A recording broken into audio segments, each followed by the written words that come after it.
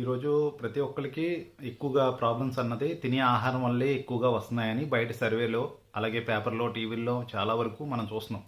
మనం తినే రెగ్యులర్ ఆహారం ఏదైతే ఉందో మనం దానివల్లే ఎక్కువగా ప్రమాదాలు జరుగుతున్నాయి, దానివల్ల ఎక్కువగా మనకి జబ్బులు వస్తున్నాయని అలాగే ఎక్కువ మరణాలు కూడా సంభవిస్తున్నాయి తినే ఆహారాన్ని బట్టి అని చాలామంది చెప్తున్నారు.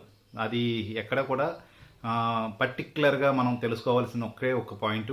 అది మనం చాలామంది తినే ఆహారం అన్నది మన బాడీకి వెళ్ళి కొంత మంచి చేస్తుంది, కొంత చెడు చేస్తుంది.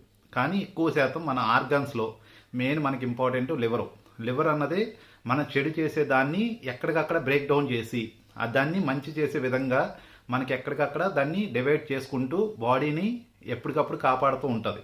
మనం ఏం చేస్తున్నాం, దాన్ని ఇంకా ఇంకా ఇంకా డ్యామేజ్ చేసే విధంగా లివర్ను కూడా పనిచేయనివ్వకుండా మనం నైట్ టైం అంటే లేట్ నైట్ ఎవరైతే ఎక్కువగా ఫుడ్ తీసుకుంటారో అది జంక్ ఫుడ్లు కానీ బయట మనం రెస్టారెంట్ ఫుడ్లు కానీ అలాంటి వాళ్ళకి ప్రమాదాలు ఎక్కువ జరుగుతాయి. కానీ ఎప్పుడో నెలకు ఒకసారో 2 నెలలకు ఒకసారి లేదంటే మనకి ఏదైనా ఫంక్షన్కి వెళ్ళినప్పుడు తినే ఆహారం వల్ల అయితే ప్రమాదం ఎక్కడ జరగదు.